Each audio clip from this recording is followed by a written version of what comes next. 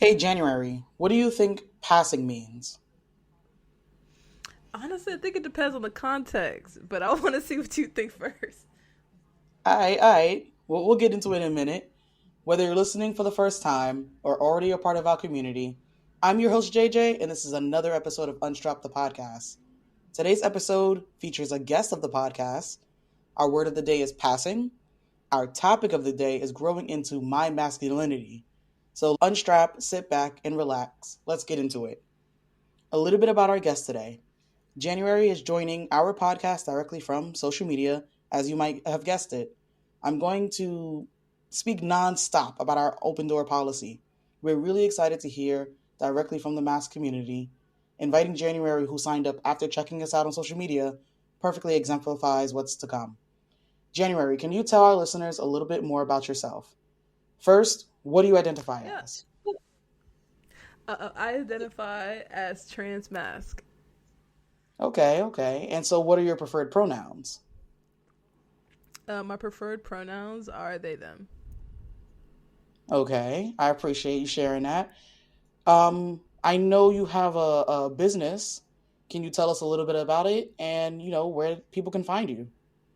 Yeah, so the name of my business is called Femmes at Large. So it's spelled Femmes and then the at symbol and then large, LRG. It's basically a platform that's based on helping people to embrace not only their masculinity but their femininity as well, fighting against phobia in the media space. I actually have a podcast associated with the platform called Femmes at Large, presents femininity and whatever we like to talk about. So yeah, it's a pretty cool space. It's definitely just queer, fun, and like for black and brown bodies, just exploring what femininity looks like in the space. Yeah. I appreciate that you have that platform up and running, and I can't wait for all of us to tune in. I have one more question for you. Can you let our listeners know if you are team strapped or unstrapped? Okay, it's a hard question because I'm kind of an advocate for both. Like depending on the situation, like you gotta be ready for everything. But I'm gonna say unstrapped. I'm gonna say unstrapped. Actually, yeah, I'm gonna go with Okay, unstrapped. team unstrapped. All right, I appreciate you sharing that. That we're here to be vulnerable. We're going to jump into our first segment, which is called Word of the Day. And this is just a moment for us to test our knowledge on, you know, terminology that comes up in the lesbian community. And today's word is passing. So let me read what I found as the definition, right? And let's be clear, I'm not Webster. I'm gonna take whatever definition I think is pretty valid, and we're just gonna go with it. So passing as a lesbian means a woman presents herself in a way that's perceived heterosexual, but in reality she's a lesbian. What are your thoughts on that? Mm. Yeah, that actually makes a lot of sense. I think of my partner who I think if you look at her, she seems like she's passing possibly, but she's definitely just like queer, like super queer. So yeah, that definitely tracks. Is your partner passing in the way that they dress? Is it mannerisms? Like what characteristics are we talking about? Like she's femme, and she dresses like she can dress androgynous. She kind of her style is very expressive, so it's just kind of what she's feeling for the day. It's a lot of colors. It's really vibrant, bright. I think because she's a black woman, brown skin, beautiful. I don't know. Sometimes people just assume she's straight. Maybe just by looking at her. I'm not sure why. She's not sure why at times, but I think people do assume that until I pop up to pick up from work. I'm like, hey, it's me. So yeah, I I think it's just like people's perceptions. Maybe when it comes to like black women in general, like I think sometimes queerness is seen as white.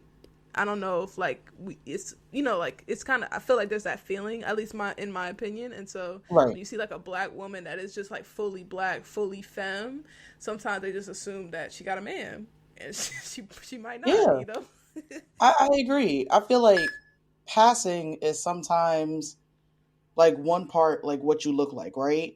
But I also feel like passing can also be like the things that you say and do, right? Because I do feel like Mm, we can always make things seem like, okay, we can see it, therefore we can identify it, right? But a lot of the times, if mm-hmm. it sounds like a duck, it might be a duck. And so, like, sometimes, Right.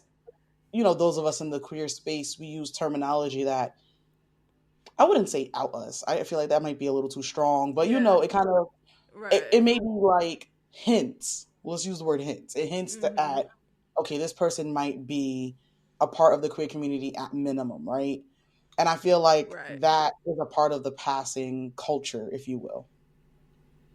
Mm-hmm. Yeah, no, I definitely agree with that. There's definitely like signifiers, like, asking a person their pronouns, or even when you're talking about somebody to someone else and you're not sure what they are, you just go by they, them just to be safe. Yeah, I definitely think there's signifiers. I was like, okay, like, they may be on the rainbow in the alphabet gang. So Yeah, that rainbow thick though. That rainbow thick. But yeah, no, exactly. I appreciate you entertaining the word of the day.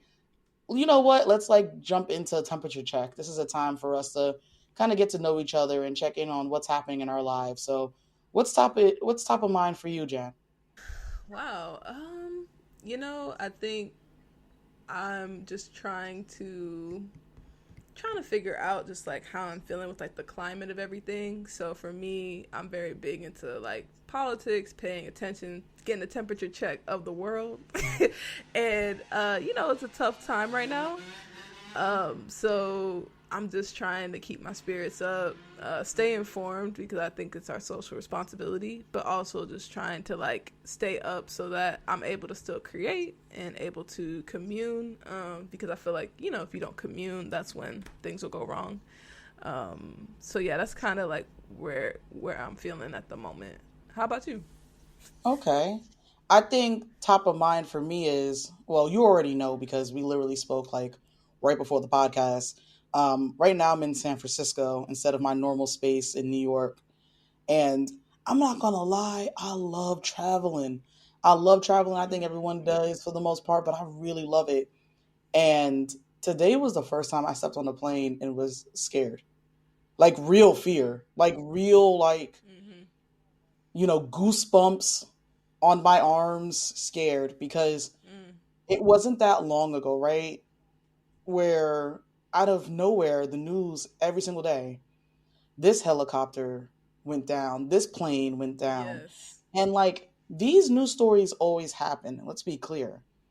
It's just a matter of how you consume news and which news is hitting you Mm, at that time, right?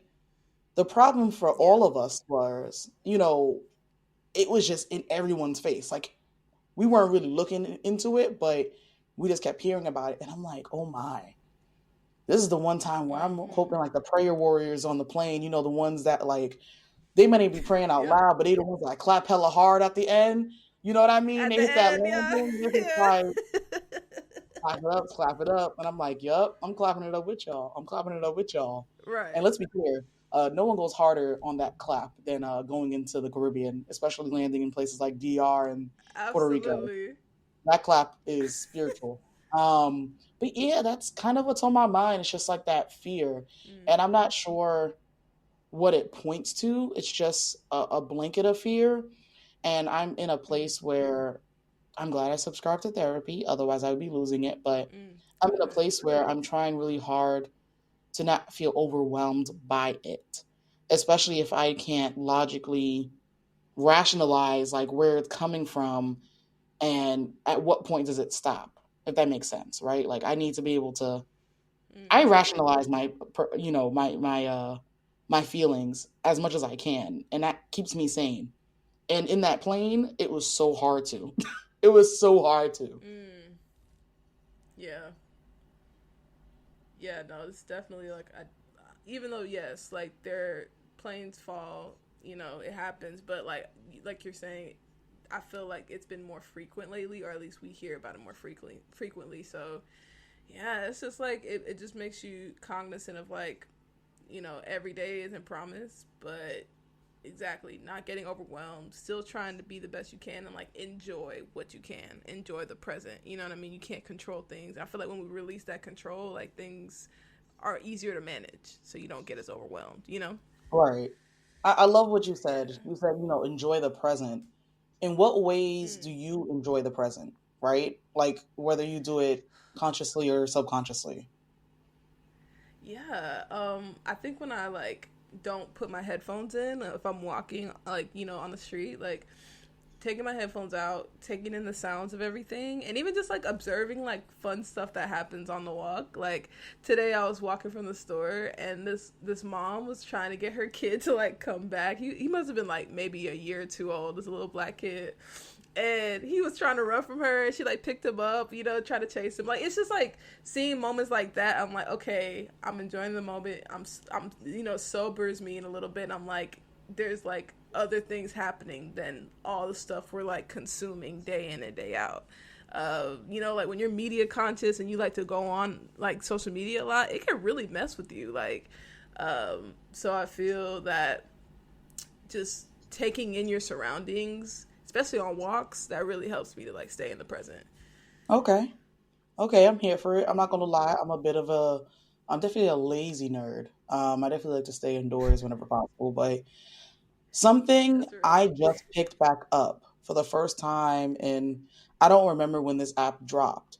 But I don't really play games on my phone. But because I've been feeling really anxious about a lot of things as of Mm-hmm. late, I just started playing Candy Crush again. When I say my Yes, my that's my mind yeah. is glued to that weird game. Like I pick it up daily. I pick it up daily. Like I'm just like, Yeah. oh, if I feel weird, Candy Crush. Someone's getting on my nerve, Candy Crush. Like I just got off of work, Candy Crush. And this isn't like a plug Yeah. to Candy Crush. They not paying me at all. I mean, they can definitely help sponsor the show, but it's been helping calm my nerves, and I just want to find more outlets like that. Like my fiance, when she's feeling anxious, I love that she knows that she loves creativity and she loves like drawing and she loves coloring. So now she has a whole bunch of coloring books. And so I know she's going through a lot. Nice.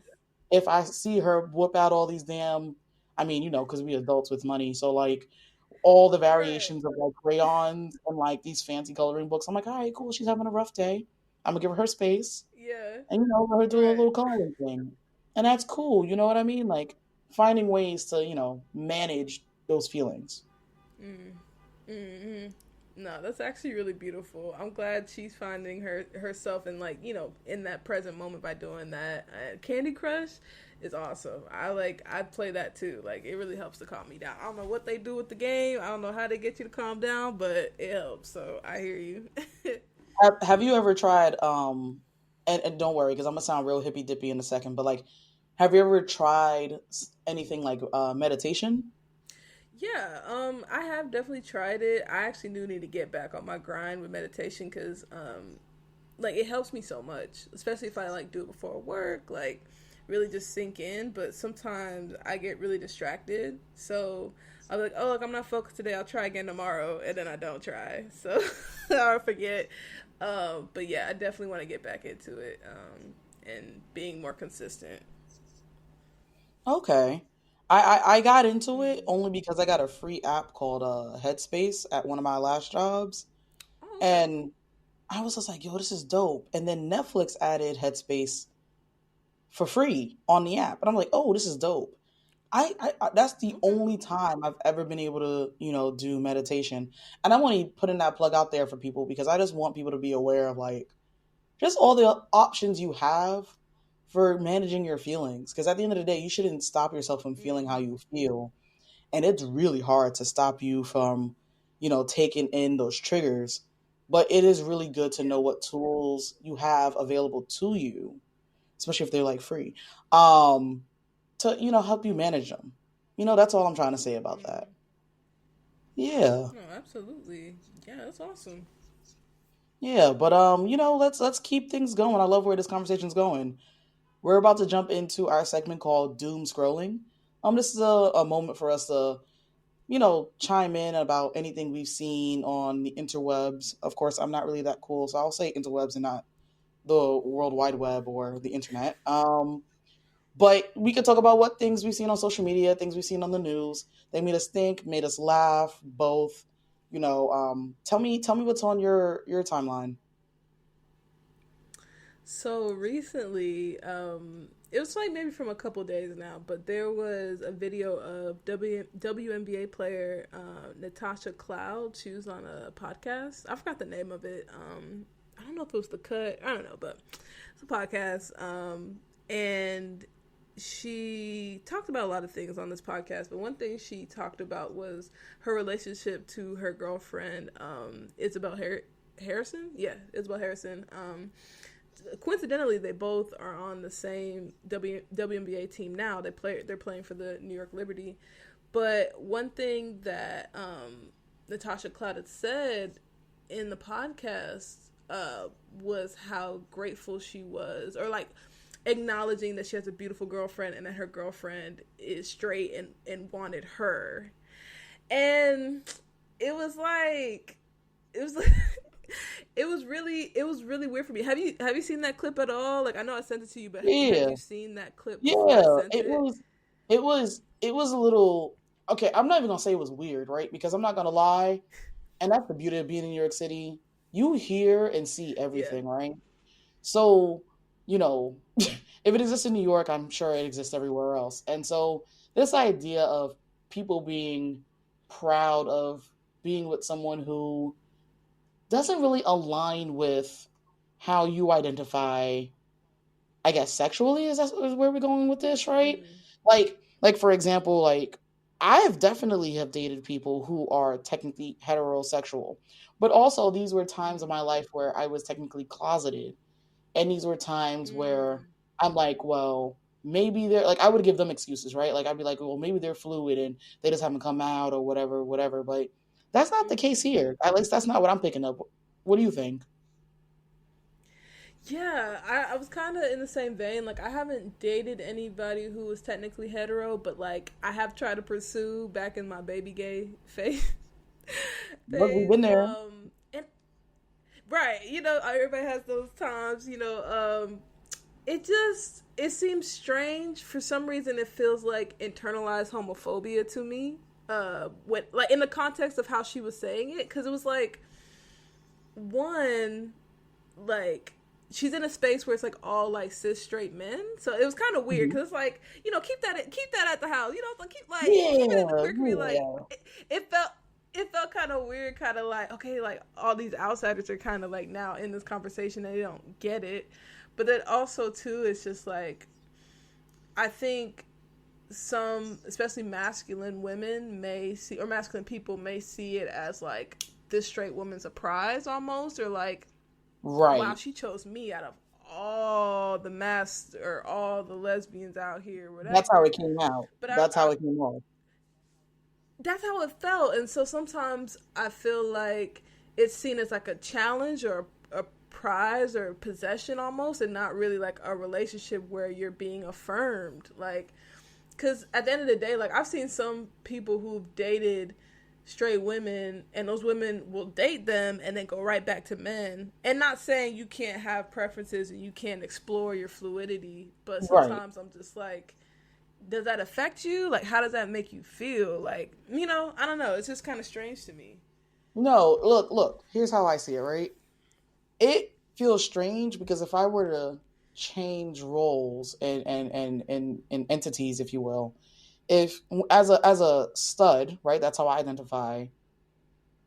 It makes me sick, like real barf sick, when a Yeah. heterosexual man, and it's always at a bar. I'm one of those people that loves go to a bar, right? I'll go to a bar, Mm-hmm. have some cheap drinks. I'm just there for the vibes, right? But I Mm-hmm. hate when a heterosexual man knows with all the signs that I have that I present with that I'm Yeah. clearly queer at least, Yeah. that they go even harder to try and pursue me, and it's Mm. like, Yeah. bro, this is gross. Yeah. Like, it's one thing if you ask, fine. I think no one should hide from being asked any kind of questions about themselves. That's how we grow and Mm-hmm. learn. But if you're not just straight up asking, like, am I attracted to men? Am I trying to be with men? But you're assuming that, hey, well, she's a lesbian or whatever. I'm gonna go after her because Mm-hmm. maybe she's never been with a man. Maybe I can make her straight. Maybe like Yep. I get so sick, so sick. Like I can go Yeah. off on that for like hours. But point is, that's how I feel about that same storyline where it's like, Yeah. all right, like, are you saying this because like this is what's just on your mind? Are you saying this because you're really Mm. proud? And then if you're a little proud, I'm a little judgy. I'm a little judgy. Mm-hmm. Um, Yeah. that's just kind of how I feel about it. No, I agree because like you said, it's almost giving that exact same sentiment of like I could turn her or like Mm-hmm. like I could bag her kind of thing. And I think in the masculine community sometimes we can be proponents of misogyny and toxic masculinity and Mm-hmm. perpetuate that in our own ways. That could affect our relationships, and even like let's say this woman really isn't straight, it could affect her perception of what relationships are supposed to look like. I know they are happy, like they seem really happy together. They're like posting cute TikToks and in the locker or not in the locker room in the gym and stuff like that because they're on the same team. I think it's really cool and they look happy, but also I think they should really like do some internal investigating of like why am I with this person, both of them, because I'm just like Right. I feel like either person can end up getting hurt at the end of it if it's based off of just like I just want this person. I don't really want any other woman. You know what I mean? Like it just seemed kind of I don't know. It just Yeah. seems strange to me. Yeah. Honestly, you're also talking to someone who, like, I'm not even gonna lie. I already know who in my life is with someone who, like, Shorty straight, right? Right? Okay. We don't gotta say it, right? Yeah. Because I know you Right. know. Right. I know you both know, but like, so where are we going with this? And it's so uncomfortable. And it's uncomfortable because it's like, who am I to define your relationship and how you should move in your relationships? But like, Mm-hmm. are we defining anything anymore? Um, because if it's confusing to us in the queer community, where these lines, if they do exist anymore, are drawn, how are we going to help our allies understand? How are we going to help the people who are not allies understand where we're coming from when we Mm. act the way that we act and do what we do, right? Yeah. And I'm not trying to put anyone in a box. I know someone just heard me just say what I said, and they're like, "Oh my god, no!" Like seriously, I try my best to think from different perspectives, and Yeah. especially when I'm trying to explain who I am to different people and how they're taking that Mm-hmm. information. Like, it's hard for me to define who I am when people out here doing certain things, and they're like, "Well, does that apply to you?" Like, no, no, no, no, no. That's dumb. Yeah. I'm me. That's dumb. Yeah. Yeah, no, for sure. Because I think, like, the thing about a community is, like, there's just different types of people. And I think, even in the cis straight communities, there's different types of people, too, that they don't really acknowledge that they're different. I think sometimes we have stereotypes to kind of help us, like, make things simpler, even if it does, like, put people in boxes, like we just talked about. Um, so, yeah, I think we definitely could make it a little easier for like outsiders essentially or allies to understand a little bit more. But also just I think like I think we should also have the ability to work those out without having to like justify things too. You know what I'm saying? Like I Right. feel like because even it's like in the black community, like there's some things that we're not really proud of, things that are perpetuated, probably due to Mm-hmm. white supremacy, but like, we keep it. I feel like I like it when we keep it within, like, when there's like a white person coming in the conversation, you're like, whoa, hold on, like, like, All right. why you trying to interject? You know what I'm saying? So, like, I definitely agree, but also I'm just kind of like, okay, this is family business. We got to figure this out. We're working through it because it's generations of trauma, and I think it's the same with like the queer community too, especially the Black queer community. It's a lot to unpack. That's a fact. And like just flipping the script for just one moment, right? What you spoke about immediately reminded me of a video I saw on TikTok where a gay black man was talking about, in a funny, flirtatious way that, they were out in a club and they had a stud approach them and, was flirting with them. And I'm not gonna lie, Mm-hmm. I have heard this before. And it's another Right. thing that left me in straight confusion because I'm not sure what's happening here. I'm not 100% sure if those studs, not me, those studs are Right. exploring their sexual identity, or Mm-hmm. if they're trying to make the person on the receiving end of that flirtation feel good about themselves. Like maybe it's not like that Mm-hmm. deep. Maybe it's like, oh, you look good, and let me hype you up real quick. Is it liquor? I don't know, but Mm-hmm. like, what are your thoughts on like when any group is flirting with a group that on paper they normally don't flirt with, and Mm-hmm. does that change their identity, the receiving person's identity? Does that change? I don't know. It just feels like Pandora's box in terms of a conversation. But what's your thoughts? Yeah, I think it's a really cool topic because it excites me a little bit because I think we're seeing how like maybe studs or masks are attracted to the femininity of a gay boy. Like, not saying they Mm-hmm. might not just be talking to like just femboys or like feminine gay men. They could be talking to masculine gay men too. But I think it's just like maybe if we kind of took gender out of it and didn't stick so much to like, okay, like, but you're supposed to like a girl, you know what I'm saying? Like, Right, right, I right. think being right, so like I think being queer helps to kind of encapsulate all that, because I know for me, like I identify as pansexual, and so I think I could see where a masculine stud could be attracted to like a feminine gay boy. Like I could see Right, that. You know what I mean? Like uh you could just like what you like. You know what I'm saying? So it's kind of like fun because I feel like it's a space where you can explore things and like whatever. It is funny, you know what I mean? Like especially if like that guy's not interested in you. As long as it's like, right, like respectful. Like if they like right, doing too much then no. But like like it's kind of just funny. It's like wow, like and I think because I remember there was this one couple on TikTok where it was like a stud white woman, like not stud white woman,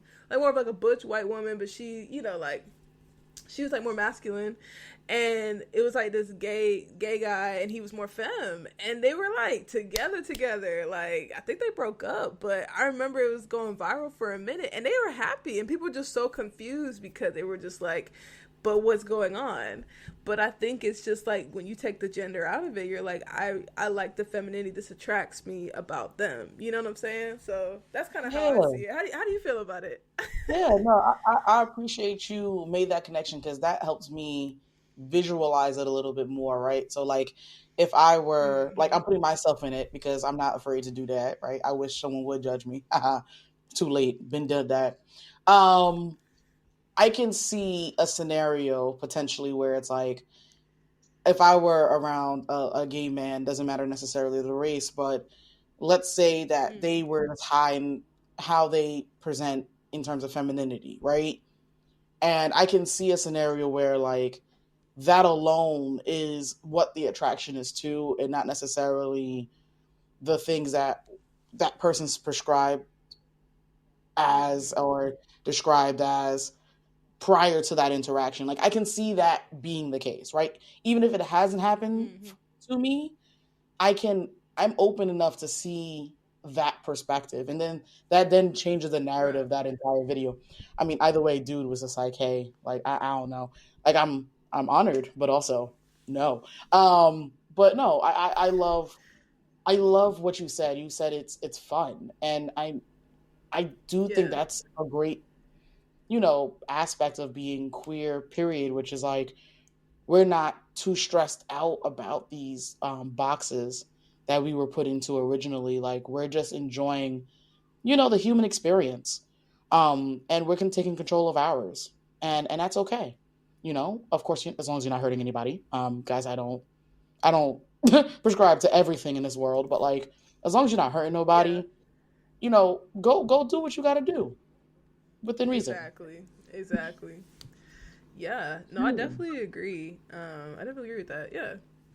Yeah. All right. I'm itching to personally learn more about you, but also let our listeners learn more about you. We already said the main topic of the day is growing into my masculinity.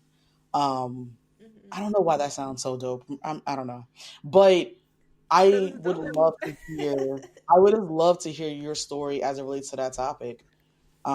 Yeah.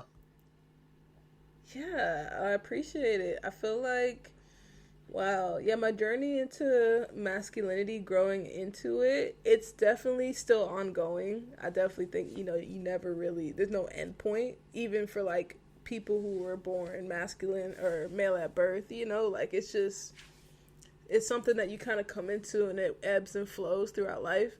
I was born female at birth. And, like I grew up in a Jamaican American household. So very much cross your legs, like, eat have the fork properly in your hand. Like, very much you need to Right. be a lady. And, it was like hard because I think inside, like, I wanted to have my legs wide open. I wanted to play with the boys. I want to do this or whatever. Right. And so there was like periods of where like I hated my femininity, and then there was periods where I really wanted to be masculine but felt like I shouldn't do that. So I think growing up in even into adolescence and into adulthood, it was like trying to decipher, like, okay, like, is this me? Like, what does this look like? What's my identity?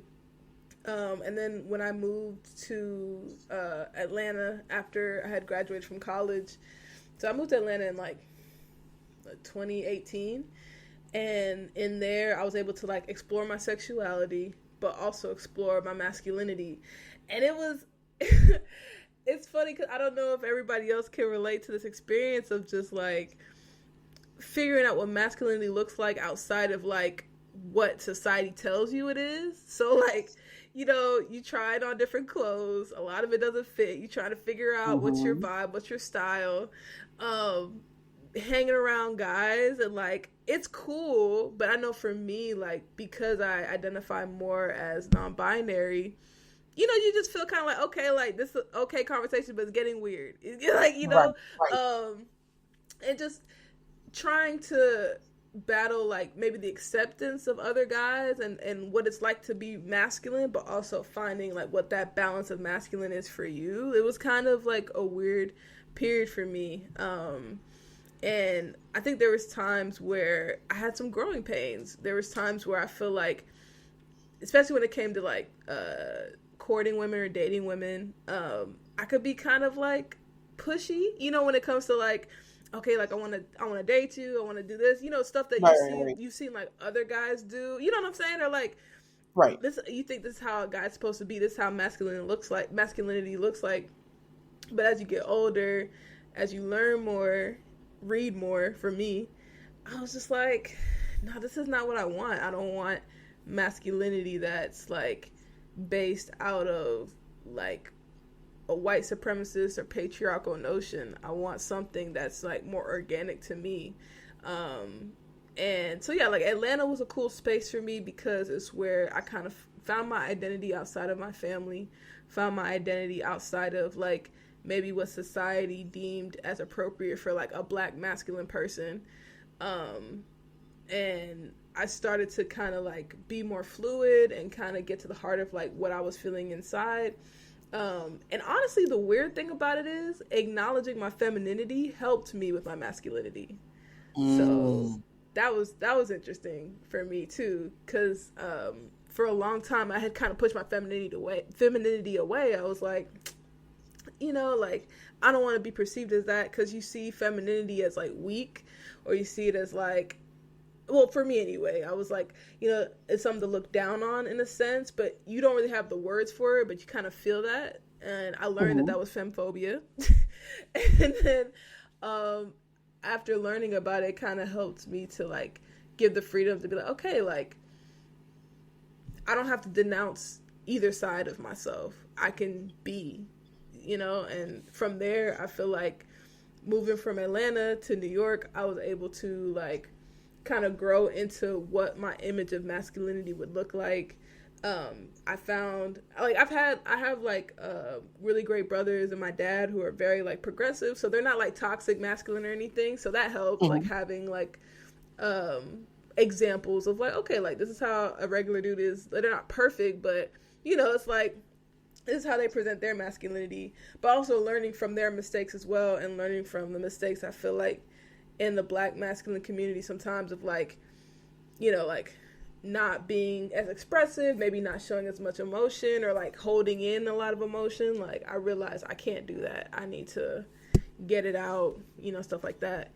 Um so yeah, it's been a journey. I'm still learning, but I feel like I'm way more in my masculine than I ever have been, and it feels like healthier. You know what I mean?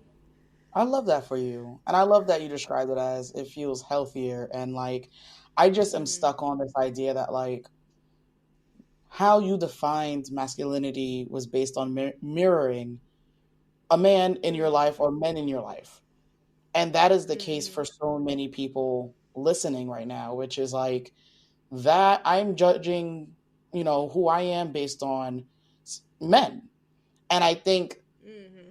that sometimes also confuses men because there are plenty of men who are like, well, are masks, people trying to replace men? And that's not the case. It's, Mm-hmm. you know, as we define masculinity for ourselves, and in your case, you leaned into your femininity to figure that out. Mm-hmm. You had to define it for yourself. You had to discover it for yourself, and you're still discovering it for yourself. And I think that Yeah. would be the case for men too. It's just we just don't really have those Mm-hmm. conversations out loud, because we only have those conversations when the man in particular is considered queer. If they're not, then we're Yeah. not saying femininity versus masculinity. It's just masculinity, right? Yes.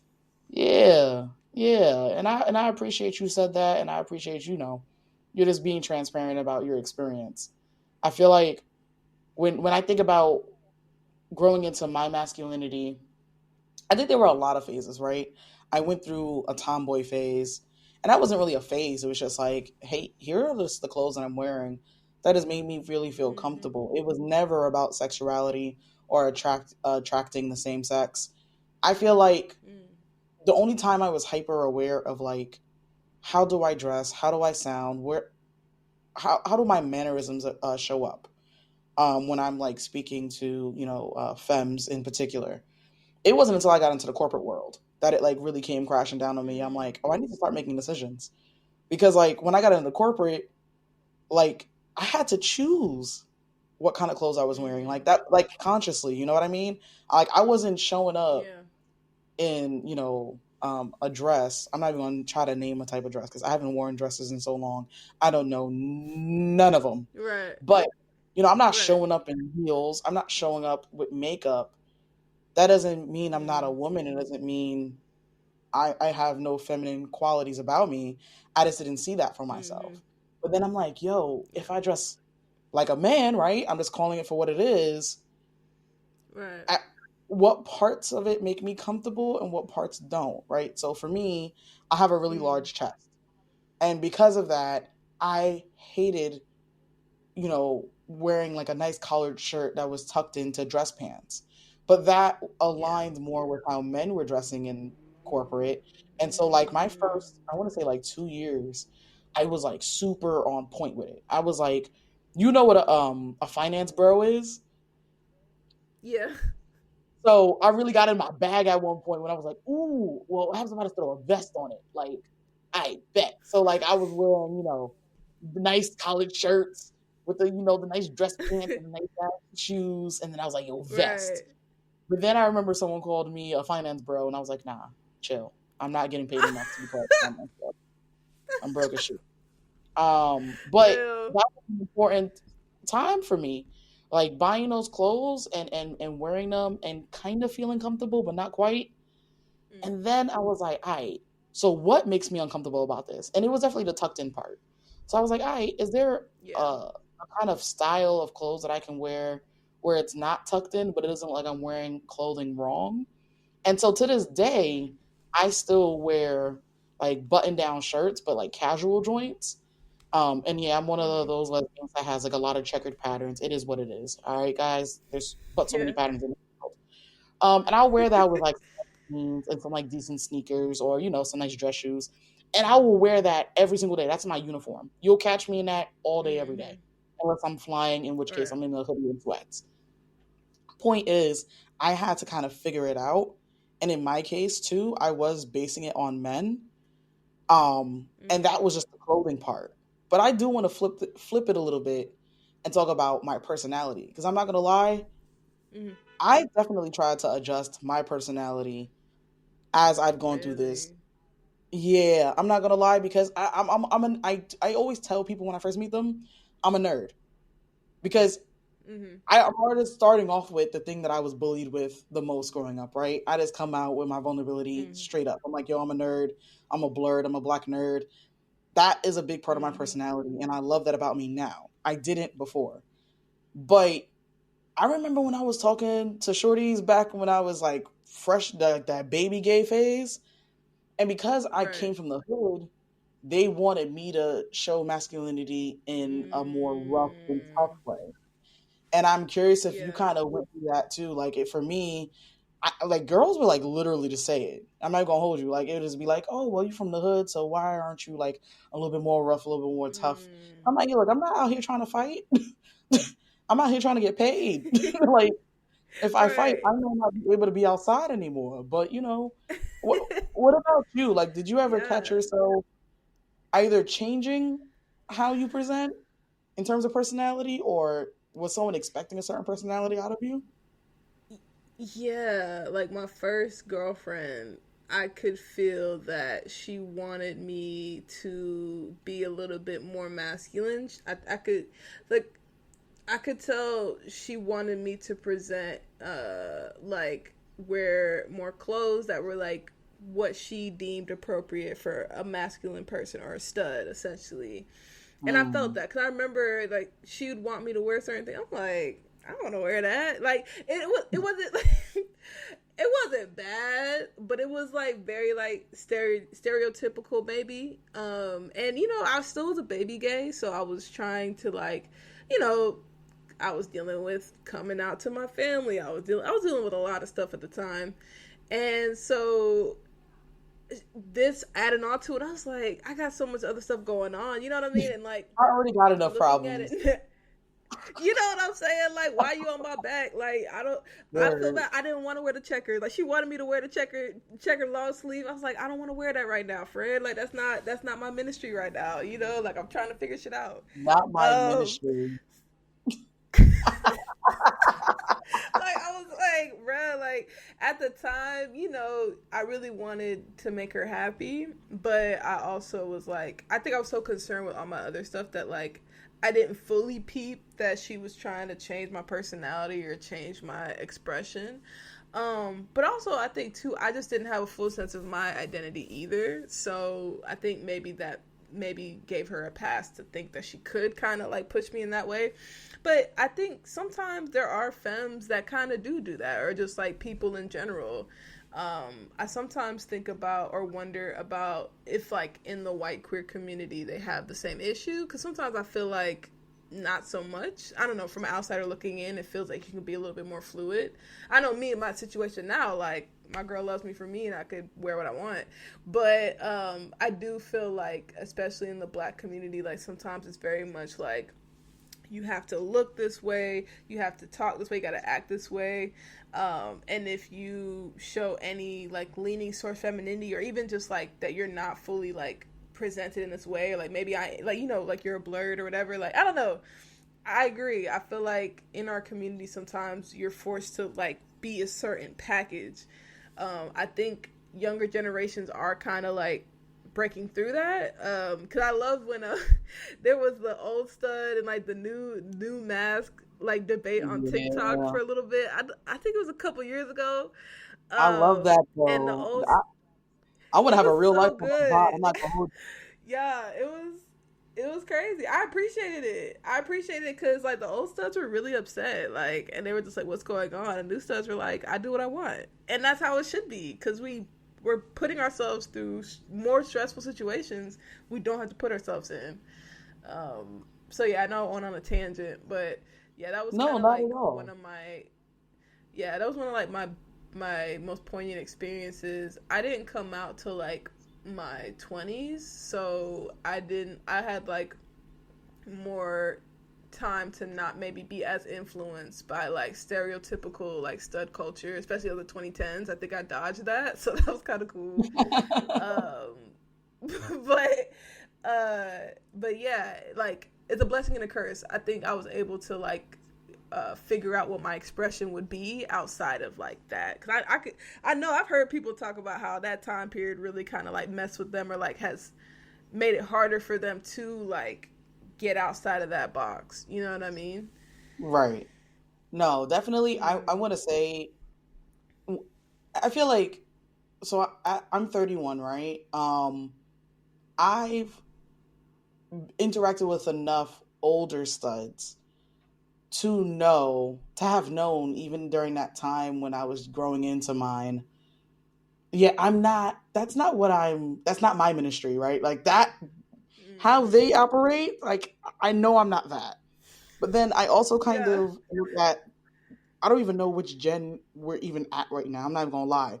But when I Right. look at That's the younger real. group, right? Because I'm technically a millennial, right? So when I look at the younger group and Yeah. even younger groups, I'm like, okay, I love this, but I'm gonna need to Mm-hmm. take this a little bit at a time because I'm a little overwhelmed, right? That's what inspired like the Mm-hmm. word of the day situation, because it's kind of like, wow, I really need a course. Yeah. I'm not even gonna hold you. I'm gonna need a Yeah. course on how to be queer because I'm not trying to offend, nor am I trying to confuse other people when I'm trying to describe who I am and what I represent, right? Mm-hmm.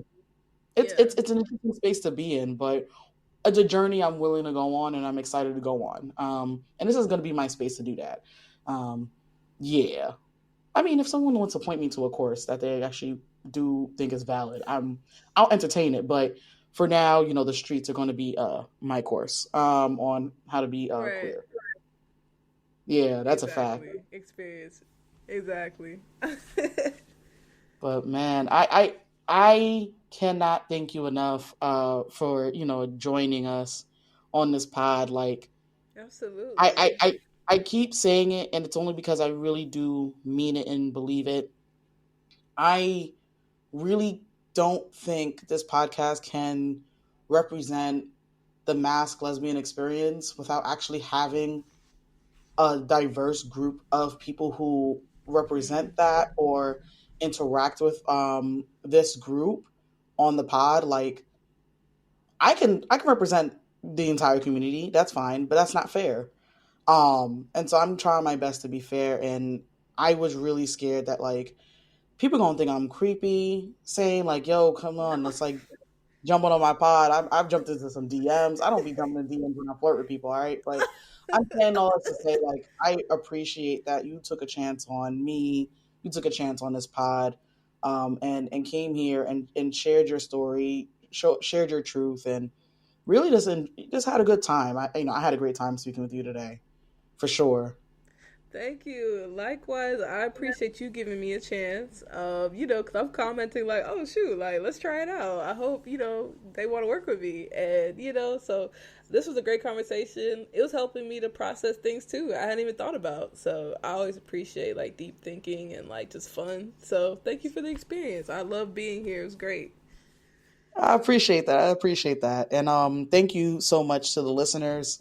The listeners, I don't know what number we're gonna be at by the time this drops, but you know, I know what my vision is. I know what kind of moves I'm making to bring this podcast to life.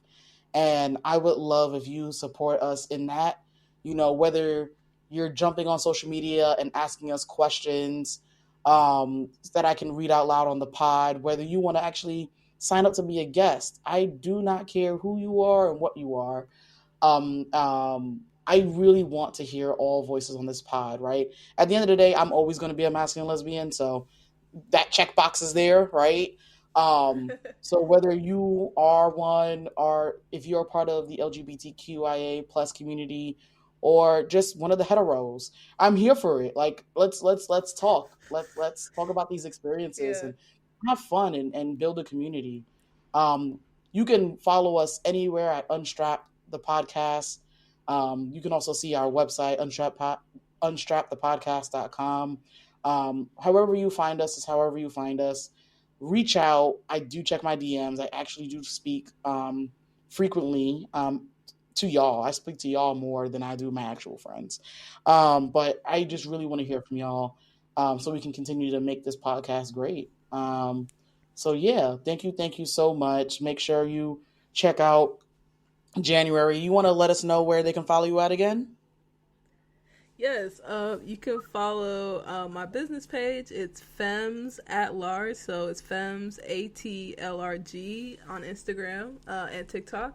But also, if you want to follow my personal on Instagram, you can just put in January Miller and then the number 3, and you can find me there. So yeah, go ahead and follow if you want more content, and also Unstrapped, because thank you. Unstrapped is a great space. I appreciate the space it's holding for all of us masks, no matter if we're trans masks. Because I was a little nervous. I was like, man, like, I'm trans mask, like it still count. And, JJ was like, Uh, yeah. I was like, great. open So, door. it was really cool. Yeah, it felt really safe and very warm. So I appreciate you holding the space for all of us, because you never know who's going to be touched by it and who's going to like relate to it. So thank you for this podcast, honestly.